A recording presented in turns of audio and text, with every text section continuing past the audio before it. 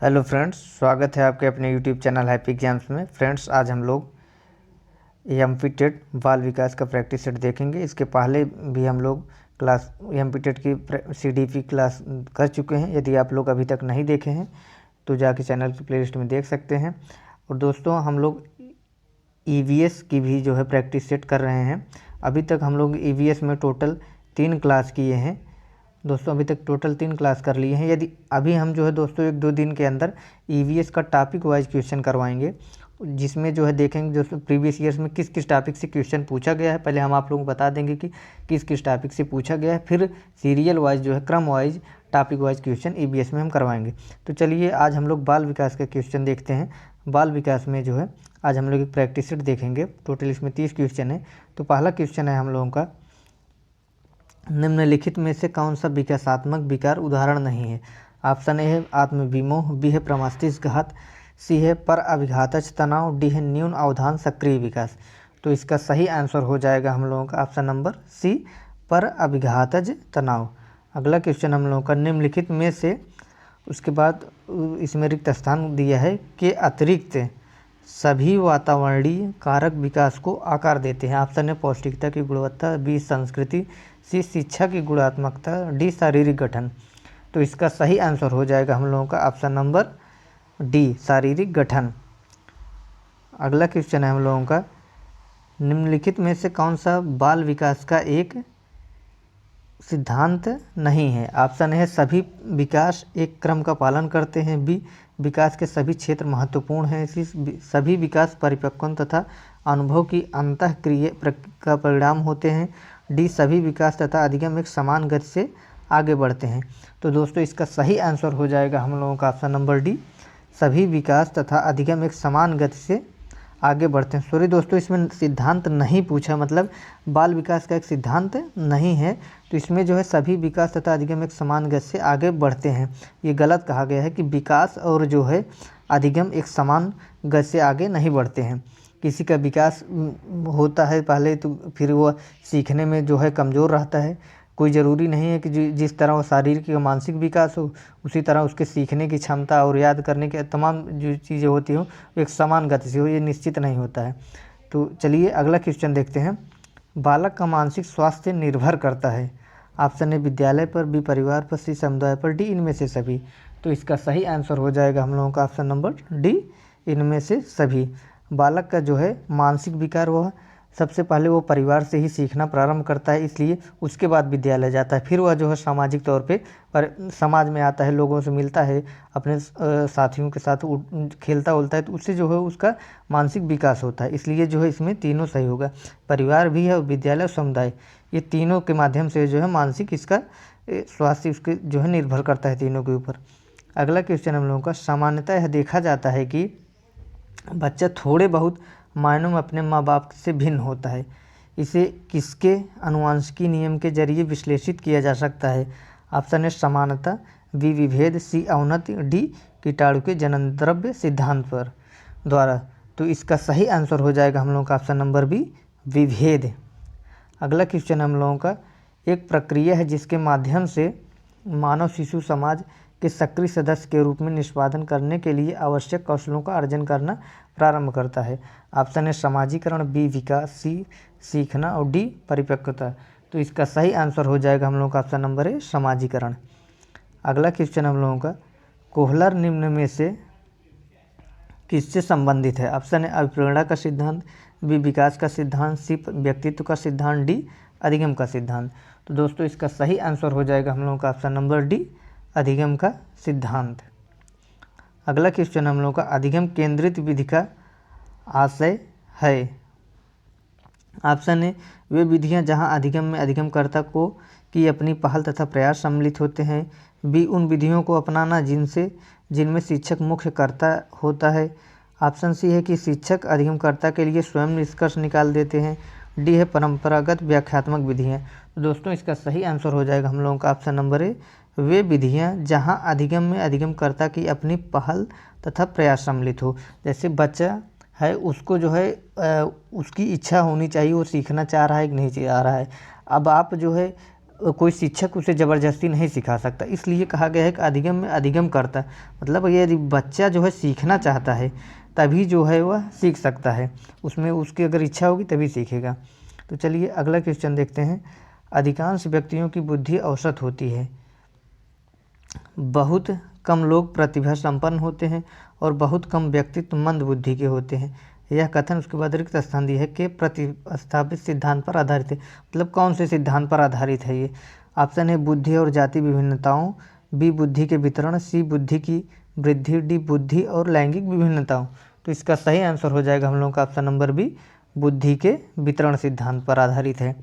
अगला क्वेश्चन हम लोगों का बहिर्मुखी प्रवृत्ति के व्यक्ति होते हैं। ऑप्शन है सामाजिक एवं मित्रतापूर्ण व्यवहार, बी तनाव मुक्त, सी उपरोक्त दोनों, डी इनमें से कोई नहीं। तो इसका सही आंसर हो जाएगा हम लोग का ऑप्शन नंबर है सामाजिक एवं मित्रतापूर्ण व्यवहार। अगला क्वेश्चन हम लोगों का था और फ च ध्वनियाँ हैं। ऑप्शन है स्वनिम, बी रूपिम, सी लेखिम, डी शब्दिम। तो इसका सही ऑप्शन हो जाएगा हम लोगों का ऑप्शन नंबर है स्वनिम जो है थ प च ध्वनियाँ होती हैं। अगला क्वेश्चन हम लोगों का भारत में बहुत से बच्चे विशेषकर लड़कियां विद्यालय से आने से पहले जो है विद्यालय से वापस जाने के बाद घर का काम करते हैं। आपके विचार से इस संदर्भ में एक शिक्षिका को गृह कार्य के बारे में क्या करना चाहिए? ये शिक्षिका को ऐसा गृह कार्य देना चाहिए जो विद्यालय में कराए गए अधिगम को बच्चों के घरेलू जीवन से जोड़ता है। भी शिक्षिका को सुनिश्चित करना चाहिए कि बच्चे अपना गृह कार्य पूरा करने के लिए सुबह जल्दी उठें और देर तक रुकें। ये तो होगा नहीं दोस्तों। अगला है हम लोग ऑप्शन बच्चों के माता पिता से उनके गृह कार्य पूरा कराने के लिए ट्यूशन लगवाने के लिए कहिए, ये भी नहीं होगा। उसने बच्चों को कठोर दंड, जहाँ दंड की बात है वो तो एकदम कतई नहीं होगा, कठोर दंड देना चाहिए जो अपना गृह कार्य पूरा नहीं करते। तो दोस्तों इसका सही आंसर हो जाएगा हम लोगों का ऑप्शन नंबर ए होगा। कौन सा होगा दोस्तों? ऑप्शन नंबर ए, शिक्षिका को एक ऐसा गृह कार्य देना चाहिए जो विद्यालय में कराए गए अधिगम को बच्चों के घरेलू जीवन से जोड़ता है। अगला क्वेश्चन हम लोगों का शिक्षार्थियों में बहुत विभिन्नताएं होती हैं, इनमें से किस किस के लिए शिक्षक को संवेदनशील होने की आवश्यकता है? ऑप्शन है संज्ञानात्मक क्षमताओं को सीखने के स्तरों पर आधारित विभिन्नताएं, आप दूसरा है भाषा, जात, लिंग, धर्म, समुदाय की विविधता पर आधारित भिन्नताएं। तो इसमें नीचे दिया गया है कि ऑप्शन ए है इसमें केवल एक सही है, बी है कि न तो एक और ना ही दोनों सही है, सी है केवल दो सही है और डी है एक और दोनों सही है। तो इसका सही आंसर हो जाएगा हम लोगों का ऑप्शन नंबर डी, एक और दो दोनों जो है सही है। अगला क्वेश्चन हम लोगों का विद्यालय आधारित आकलन। ऑप्शन है शिक्षार्थियों और शिक्षकों को अगंभीर और लापरवाह बनाता है, बी शिक्षा बोर्ड की जवाबदेही कम कर देता है, सी सार्वभौमिक राष्ट्रीय मानकों की प्राप्ति में बाधा उत्पन्न करता है, डी परिचित वातावरण में अधिक सीखने में सभी शिक्षार्थियों की मदद करता है। तो इसका सही आंसर हो जाएगा हम लोगों का ऑप्शन नंबर डी, परिचित वातावरण में अधिक सीखने में सभी शिक्षार्थियों की मदद करता है। अगला क्वेश्चन हम लोगों का एक प्रमाणीकृत पठन परीक्षण लेने के लिए 5वीं कक्षा को प्रस्तुत करने में शिक्षक की अधिकाधिक परामर्श दिया जाता है कि बच्चों को बोलना कि परीक्षण बहुत महत्वपूर्ण है तथा वह उसमें अच्छा प्रदर्शन करेगा। बी है कि पूर्ववर्ती परीक्षा से प्रधान प्रश्नों को चिन्हित करना एवं छात्रों को उन्हें बेहतर उत्तर देने की अनुमति देना। सी है निम्न कोटि के पाठकों को प्रशिक्षण देना ताकि कक्षा के शेष बच्चे किसी भी तरीके से अच्छा करें। डी है परीक्षण में आने वाले समान प्रकार के प्रश्नों को उत्तर देने के लिए छात्रों को अभ्यास कराना।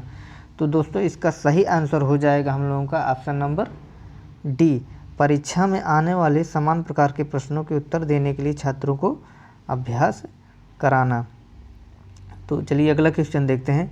विशेष आवश्यकता वाले बच्चों से व्यवहार करने के लिए निम्नलिखित दार्शनिक दृष्टिकोणों में से किसका अनुसरण किया जाना चाहिए? ऑप्शन है उन्हें किसी प्रकार की शिक्षा की आवश्यकता ही नहीं होती, बी उन्हें समावेशी शिक्षा का एक और नियमित विद्यालयों में अध्ययन करने का अधिकार प्राप्त है, सी उन्हें पृथक करें उनकी शिक्षा किस भिन्न शैक्षिक संस्थाओं में होनी चाहिए, डी उन्हें केवल व्यावसायिक प्रशिक्षण दिया जाना चाहिए। तो दोस्तों इसका सही आंसर हो जाएगा हम लोगों का ऑप्शन नंबर बी, उन्हें समावेशी शिक्षा का और नियमित विद्यालयों में अध्ययन करने का अधिकार प्राप्त है। अगला क्वेश्चन है हम लोगों का इनमें से कौन सी अधिगम अशक्तता वाले बच्चे की एक विशेषता है? ऑप्शन ए है 50 से नीचे की बुद्धिलब्धि, बी है अन्य बच्चों को धमकाना तथा आक्रामक कार्यों में लगे रहना, सी है एक ही प्रकार की गत्यात्मक क्रिया को बार बार दोहराना, डी है धारा प्रवाह रूप से पढ़ने तथा शब्दों पर पलट कर जाने में कठिनाई। तो दोस्तों इसका सही आंसर हो जाएगा हम लोगों का ऑप्शन नंबर डी, धारा प्रवाह रूप से पढ़ने तथा शब्दों पर पलट कर जाने में कठिनाई। अगला क्वेश्चन हम लोग का, निम्नलिखित में से कौन सी विशेषता प्रतिभावान शिक्षार्थी की है? ऑप्शन ए, वह आक्रामक और कुंठित हो जाता है, बी, यदि कक्षा की गतिविधियां अधिक चुनौतीपूर्ण नहीं होती हैं तो वह कम प्रेरित अनुभव करता है और वह ऊब जाता है, सी, वह बहुत ही तुनक मिजाज हो जाता है, वह राष्ट्रीय व्यवहार करता है जैसे हाथ थपथपाना, डोलना आदि। दोस्तों इसका सही आंसर हो जाएगा हम लोग का ऑप्शन नंबर बी, यदि कक्षा की गतिविधियां अधिक चुनौतीपूर्ण नहीं होती हैं तो वह कम प्रेरित अनुभव करता है और ऊब जाता है। अगला क्वेश्चन हम लोगों का, समस्या, यहाँ दोस्तों समस्यात्मक होगा। समस्यात्मक बालक है, ऑप्शन ए चोरी करने वाला, बी झूठ बोलने वाला, सी माता पिता का कहना न मानने वाला, डी इनमें से सभी। तो इसका सही आंसर हो जाएगा हम लोगों का ऑप्शन नंबर डी, इनमें से सभी। इस तरह का व्यवहार जो करता है जो बालक, वह समस्यात्मक बालक के अंतर्गत आता है। अगला क्वेश्चन हम लोगों का, विकृत लिखावट से संबंधित लिखने की योग्यता में कमी किस एक का लक्षण है? ऑप्शन है डिस्ग्राफिया, बी है डिस्प्रेक्सिया, सी है डिस्कैलकुलिया, डी है डिसलेक्सिया। तो दोस्तों इसका सही आंसर हो जाएगा हम लोगों का option number A, dysgraphia. Dyscalculia दोस्तों आप लोग जानते होंगे गणना विकार से संबंधित है, और डिसलेक्सिया दोस्तों ये जो है ये पठन विकार से संबंधित है। डिसलेक्सिया जो है ये पठन विकार से संबंधित है, और डिस्प्रेक्सिया जो है गतिक कौशलों में अधिगम निर्योग्यता से संबंधित है। ये किससे है? डिस्प्रेक्सिया गतिक कौशलों में अधिगम निर्योग्यता से संबंधित है। तो चलिए अगला क्वेश्चन देखते हैं हम लोग, विद्यालय में विद्यार्थियों को भाग जाने का कारण है, सॉरी दोस्तों, विद्यालय से विद्यार्थियों को भाग जाने का कारण है। ऑप्शन है कक्षा शिक्षण में रुचि का अभाव, बी विद्यार्थियों में अध्ययन में रुचि का अभाव, सी विद्यार्थियों में दंड नहीं देना, डी समस्या के प्रति शिक्षकों को निर्दय पर अभिवृत्ति। तो इसका सही आंसर हो जाएगा हम लोगों का ऑप्शन नंबर डी, समस्या के प्रति शिक्षकों की निर्दय अभिवृत्ति। मतलब बच्चों के जो है उनकी समस्या को अनदेखी करना, शिक्षकों के द्वारा इस तरह का अगर व्यवहार किया जाता है तो बच्चे जो है उनके पढ़ने में इच्छा नहीं होगी तो विद्यालय छोड़ के वो भाग जाएंगे। अगला क्वेश्चन हम लोगों का, जब मानव शरीर के एक भाग को दिए गए प्रशिक्षण का अंतरण दूसरे भाग में हो जाता है तो इसे कहते हैं? ऑप्शन है ऊर्ध्व अंतरण, बी क्षैतिज अंतरण, सी द्विपार्श्विक अंतरण, डी उपरोक्त में से कोई नहीं। तो इसका सही आंसर हो जाएगा हम लोगों का ऑप्शन नंबर सी, द्विपार्श्विक अंतरण। अगला क्वेश्चन हम लोग का, एक समस्या सुधारक बच्चा ... उसके बाद विचार के आधार पर कथनों की सच्चाई या संभावना का मूल्यांकन करता है। ऑप्शन है सृजनात्मक, बी सौंदर्य बोध, सी अमूर्त, डी तार्किक। दोस्तों इसका सही आंसर हो जाएगा हम लोगों का ऑप्शन नंबर डी, तार्किक। अगला क्वेश्चन हम लोगों का, रुचि का संबंध है। ऑप्शन ए योग्यता, बी अवधान, सी ए और बी दोनों, डी इनमें से कोई नहीं। दोस्तों इसका सही आंसर हो जाएगा हम लोगों का ऑप्शन नंबर बी, अवधान से जो है रुचि का संबंध है। अगला क्वेश्चन हम लोगों का, मैकडूगल के अनुसार प्रत्येक मूल प्रवृत्ति से संबद्ध होता है। ऑप्शन है संज्ञान, बी संवेग, सी संवेदना, डी चिंतन। तो इसका सही आंसर हो जाएगा हम लोगों का ऑप्शन नंबर बी, संवेग। अगला क्वेश्चन हम लोगों का, अभिप्रेरणा के सिद्धांतों के अनुसार एक शिक्षक के द्वारा सीखने को संवर्धित कर सकता है। ऑप्शन है विद्यार्थियों से वास्तविक अपेक्षाएं रखने, बी अपेक्षाओं को एक रूप स्तर रखने, सी विद्यार्थियों से किसी प्रकार की अपेक्षाएं न रखने, डी विद्यार्थियों से बहुत उच्च अपेक्षाएं रखने। तो इसका सही आंसर हो जाएगा हम लोगों का ऑप्शन नंबर ए, विद्यार्थियों से वास्तविक अपेक्षाएं रखने। अगला क्वेश्चन हम लोगों का, पढ़ाते समय सामान्य कक्षा में अध्यापक का सर्वाधिक ध्यान किस मनोवैज्ञानिक तथ्य पर होना चाहिए? ऑप्शन है शिक्षण तकनीकी, बी शारीरिक क्षमता, सी वैयक्तिक विभिन्नता, डी पारिवारिक स्थिति। दोस्तों इसका सही आंसर हो जाएगा हम लोगों का ऑप्शन नंबर सी, वैयक्तिक विभिन्नता। अगला क्वेश्चन हम लोगों का, कक्षा 4 का एक बच्चा सदैव चिंतित और कुंठित रहता है, आप उसके उसके प्रति मतलब किस तरह का व्यवहार करेंगे। ऑप्शन है उसके अभिभावक से शिकायत करेंगे, बी मनोचिकित्सक के पास ले जाएंगे, सी स्वयं परामर्शदाता की भूमिका का निर्वहन करेंगे, डी उसे उसके भाग्य पर छोड़ देंगे। तो इसका सही आंसर हो जाएगा हम लोगों का ऑप्शन नंबर सी, स्वयं परामर्शदाता की भूमिका का निर्वाह करेंगे। अगला क्वेश्चन हम लोग का थर्स्टन तथा लिकर्ट निम्न में से किसके मापन से संबंधित हैं। ऑप्शन है बुद्धि, बी है आवृत्ति, सी है मूल्य, डी है व्यक्तित्व। तो दोस्तों इसका सही आंसर हो जाएगा हम लोगों का ऑप्शन नंबर बी, अभिवृत्ति। अगला क्वेश्चन हम लोगों का सीखी हुई बात को स्मरण रखने या पुनः स्मरण करने की असफलता कहलाती है। ऑप्शन है पुनः स्मरण, बी विस्मृति, सी संवेदना, डी स्मृति। तो इसका सही आंसर हो जाएगा हम लोगों का ऑप्शन नंबर बी, विस्मृति। दोस्तों आज हम लोग टोटल CDP का 30 क्वेश्चन देखे हैं। इसमें जो है पेडोलॉजी मतलब शिक्षण शास्त्र भी 15 क्वेश्चन थे। तो दोस्तों यदि अभी तक इसके पहले का प्रैक्टिस सेट CDP का आप लोग नहीं देखे हैं तो चैनल की प्लेलिस्ट में जाकर अवश्य देखें, तथा आप अपना स्कोर 30 में से कितना सही किए हैं आप कमेंट में अवश्य बताएं, और किस टॉपिक में गलती हो रही है और कौन सा टॉपिक आपको समझ में नहीं आ रहा है कमेंट करके बताएं, हम आपको वो टॉपिक ज़रूर कराएंगे। तो चलिए दोस्तों मिलते हैं नेक्स्ट वीडियो में। धन्यवाद दोस्तों।